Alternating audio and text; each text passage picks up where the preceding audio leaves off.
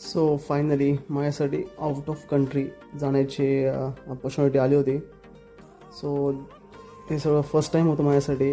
Airports and all that boarding procedures.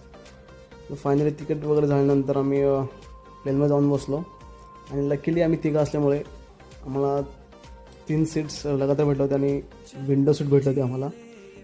So थोडी photography आणि video काढण्याची आवड असल्यामुळे so this is a good for me.